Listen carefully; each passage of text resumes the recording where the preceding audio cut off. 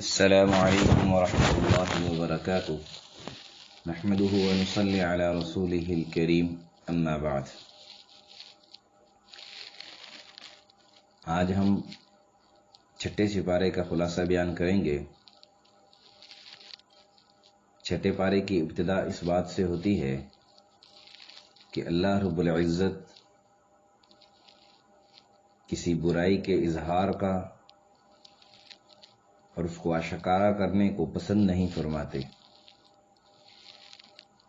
اور اسی طرح اس رکوع میں اللہ تعالیٰ کے علم غیب اور اس کے وسیع علم کو بتایا گیا، اور ارشاد فرمایا گیا کہ ہر کام اور تمہاری ہر حرکت اللہ دیکھ رہا ہے۔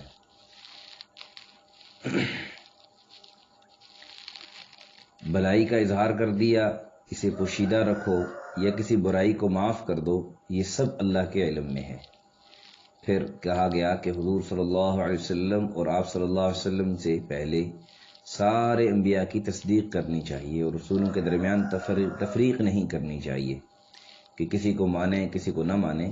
ایسا کرنا بھی کفر ہے، نیز ایسا کرنا اللہ اس کے رسول صلی اللہ علیہ وسلم کے درمیان، اللہ کے رسولوں کے درمیان تفریق ہے، یعنی اطاعت کے باب میں اللہ اس کے رسول کے درمیان فرق کرنا کہ ہم تو اللہ کی اطاعت کریں گے، رسول کی اتباع نہیں کریں گے، جس طرح دراصل اللہ کی نافرمانی ہے، اور کوئی ایسا کرتا ہے تو اللہ کی اطاعت نہیں کرتا بلکہ اپنے ذہن کے بنائے ہوئے معبود ہی کی اطاعت کرتا ہے۔ اسی طرح رسولوں کے درمیان تفریق کرنا یہ اطاعت الہی سے انحراف ہے۔ ایمان انہی لوگوں کا معتبر ہے اور وہی اجر کے مستحق ہیں جو اللہ اس کے سارے رسولوں پر ایمان لائیں اور ایمان کے معاملے میں کسی رسول کے درمیان تفریق نہ کریں۔ پھر اس کے بعد سورہ نساء کا جو 22واں رکوع شروع ہوتا ہے، 22ویں رکوع میں اللہ تعالیٰ فرما رہے ہیں کہ رسولوں کے درمیان تفریق اہل کتاب کا شیوہ ہے، اور اس لیے اس رکوع میں اہل کتاب کی بیجا باتوں کا تذکرہ اور اللہ سے کیے ہوئے اپنے وعدے سے جو سرکشی کرتے ہیں اس کا تذکرہ ہے۔ من جملہ ان باتوں کے ایک یہ کہ انہوں نے موسیٰ علیہ السلام سے کہا کہ ہم اللہ کو واضح دیکھنا چاہتے ہیں، تو بجلی گری اور وہ ہلاک ہوئے۔ نیز یہ کہ انہوں نے سامری کے سونے کے بچھڑے کو معبود بنا لیا۔ پھر یہودیوں نے حضرت مریم علیہ السلام پر جو تہمت لگائی اس کی تردید، حضرت مریم علیہ السلام کی پاکیزگی اور عصمت بیان کی گئی۔ پھر عیسائیوں کے عقیدے کی تردید ہے، ساتھ ہی حضرت عیسیٰ علیہ السلام کے بارے میں جو سولی دیے جانے کی جو شہرت ہے اس کی تردید ہے کہ وما قتلوہ وما صلبوہ ولکن شبہ لہم، انہوں نے نہ حضرت عیسیٰ علیہ السلام کو قتل کیا نہ سولی پر چڑھایا، بلکہ ان کے معاملے میں ان کو یہ معاملہ ان پر مشتبہ کر دیا گیا کہ خود ان کو پتہ نہیں چل رہا کہ حقیقت کیا ہے۔ پھر آخر میں بتایا کہ ان یہودیوں کی ضلالت اور شرارت میں من جملہ دوسری باتوں کے سودی لین دین کا بھی بہت کچھ دخل ہے، حالانکہ سود ان کے لیے بھی حرام تھا، لیکن یہ دنیا پرستی اور حب و جاہ چیز ایسی ہے کہ انسان کو حیوانیت کے درجے میں گرا دیتی ہے۔ اس طرح مسلمانوں کو دنیا پرستی سے روکا گیا اور حلال و حرام کا لحاظ رکھنے اور احکام الہی کی سختی سے پابندی کرنے کی تاکید اور ہدایت کی گئی۔ پھر اس کے بعد 23ویں رکوع میں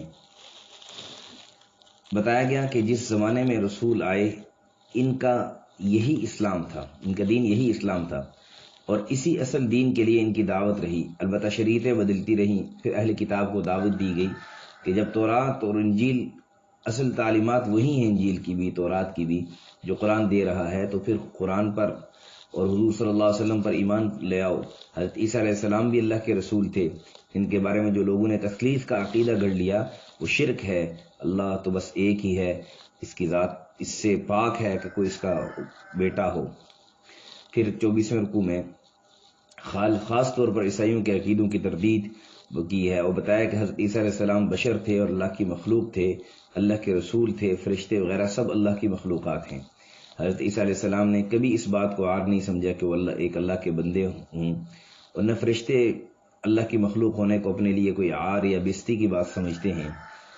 اگر کوئی اللہ کی بندگی کو اپنے لیے عار سمجھتا ہے اور تکبر کرتا ہے تو ایک وقت آئے گا کہ جب سب اللہ کے حضور حاضر ہوں گے، اس وقت عمل صالح کرنے والے مومنین اپنے اجر کے پورے اپنے اعمال کے اجر پائیں گے، اور جنہوں نے بندگی کہ رب کی بندگی کو اپنے لیے عار سمجھا اور تکبر کیا، اللہ ان کو دردناک سزا دیں گے۔ نیز اس رکوع میں قرآن کو نور سے تعبیر کیا گیا اور بتلایا کہ اس روشنی نے گمراہی کی ساری تاریکیوں کو ہٹا دیا، ختم کر دیا۔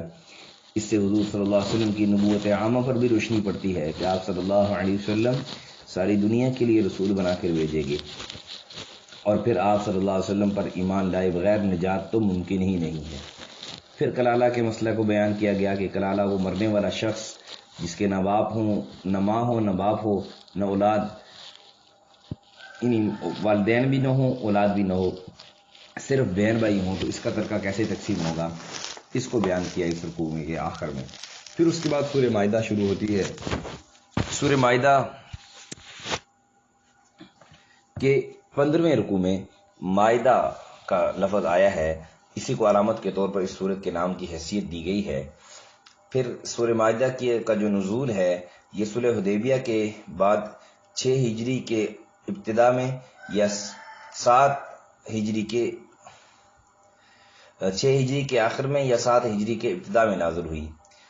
یہ سورت 3 بڑے بڑے مضامین پر مشتمل ہے۔ سب سے پہلے مسلمانوں کا مذہبی اور تمدنی اور سیاسی زندگی کے متعلق مزید احکامات و ہدایات، مثلا سفر کے، حج کے آداب، کھانے پینے کی چیزوں میں حلال و حرام کے حدود، وضو اور غسل اور تیمم کے قاعدے، بغاوت اور چوری کی سزائیں، قسم توڑنے کا کفارہ، حرمت شراب وغیرہ۔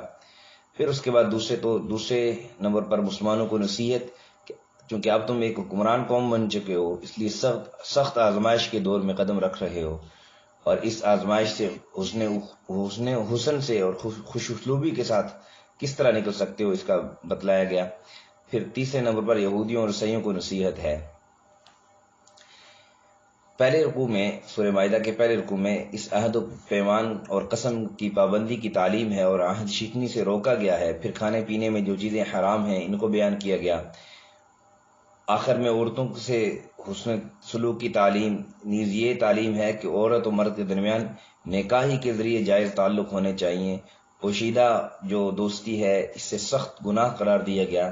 پھر اسلام کے آخری مذہب ہونے کا اعلان ہے کہ الیوم اکملت لکم دینکم واتممت علیکم نعمتی ورضیت لکم الاسلام دینا، کہ آج میں نے تمہارے لیے تمہارا دین کامل کر دیا اور تم پر اپنی نعمت تمام کر دی اور تمہارے لیے اسلام کے دین ہونے کو پسند کیا ہے۔ پھر اس کے بعد اگلے رکوع، دوسرے رکوع میں، سورہ مائدہ کی دوسرے رکوع میں سب سے پہلے وضو کا طریقہ، پھر حالت مرض میں پانی نہ ملنے کی شکل میں تیمم کی اجازت، پھر امت مسلمہ کے فریضہ شہادت کی جو یاد دہانی کرائی گئی، اور عدل انصاف کی تلقین اور توکل کا درس دیا گیا۔ پھر تیسرے رکوع میں ان صفتوں اور شرطوں کو بیان کیا گیا جن کی وجہ سے رضائے الہی اور قرب الہی کا درجہ حاصل ہو سکتا ہے، اور وہ یہ ہیں نماز، زکوٰۃ، سارے انبیاء پر ایمان صادق، تبلیغ دین، جہاد اور جہاد کے لیے مالی مدد۔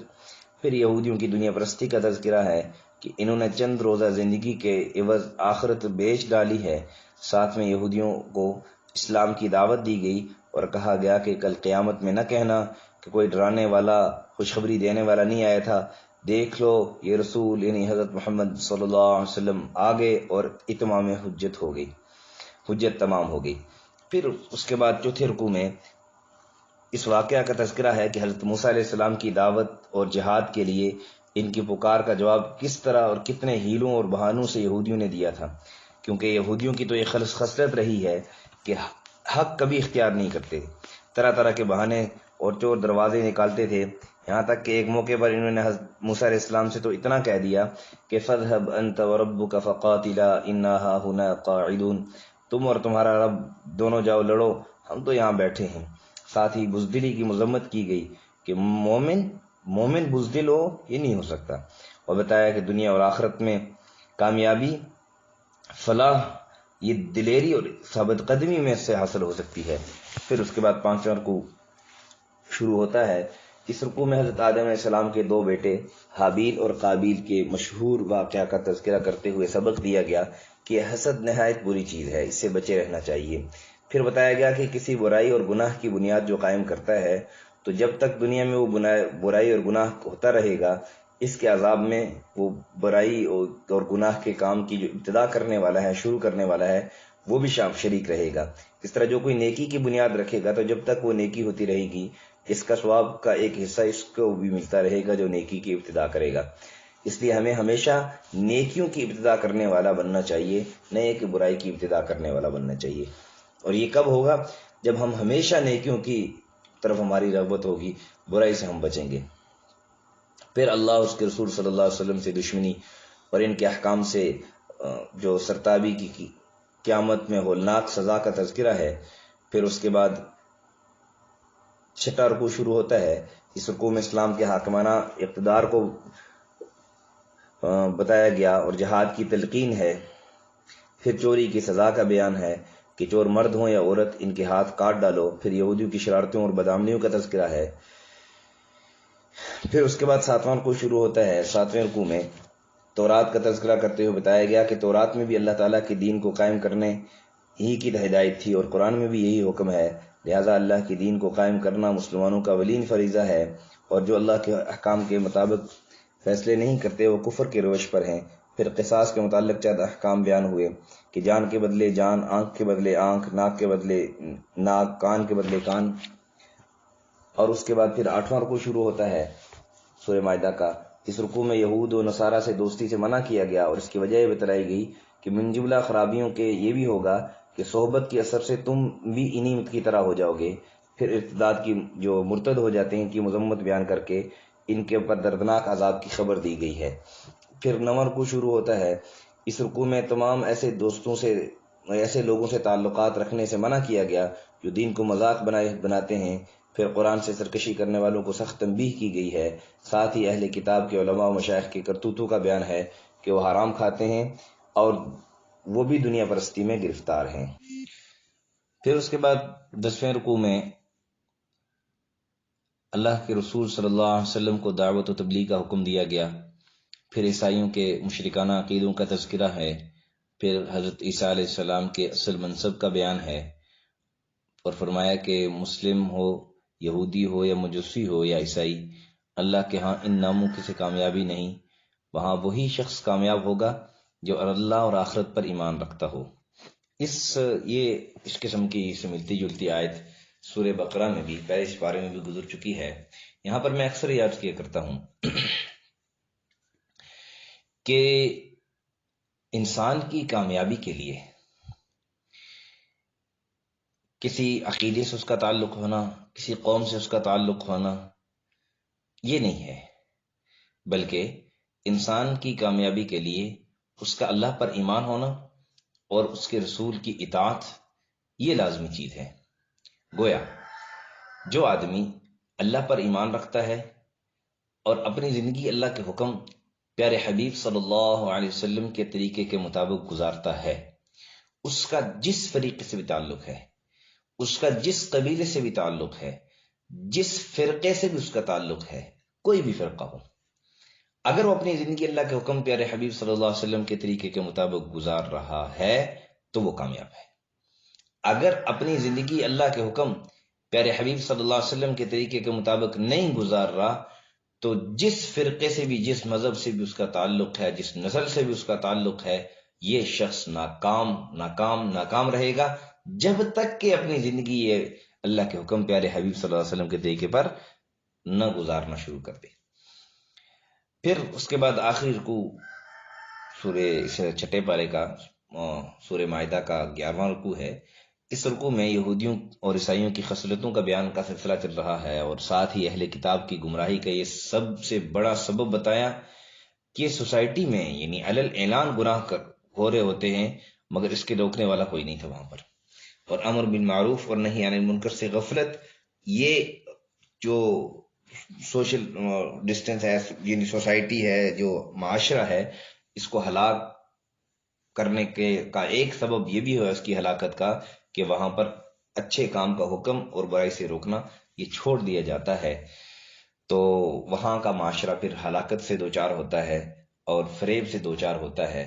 گویا انسان کو اللہ کا حکم دوسروں تک پہنچانا اور برائی سے منع کرنا، اللہ کی نافرمانی سے منع کرنا، یہ کام انسان کو ہمہ وقت کرنا چاہیے اگر چاہتے ہیں کہ سوسائٹی، اس کے معاشرے کے اندر، سوسائٹی کے اندر اچھائیاں آئیں، برائیاں نہ آئیں اور معاشرہ خوبصورت ہو، اچھا ہو معاشرہ، اس کے لیے پھر یہ کام کرنا ہوگا۔ یہ تھا چھٹے سپارے کا خلاصہ۔ اللہ سے دعا ہے کہ اللہ تعالی ہم سب کو صحیح معنوں میں دین پر چلنے اور اس کو دوسروں تک پہنچانے کی توفیق نصیب فرمائے۔ وآخر دعوانا ان الحمد للہ رب العالمین۔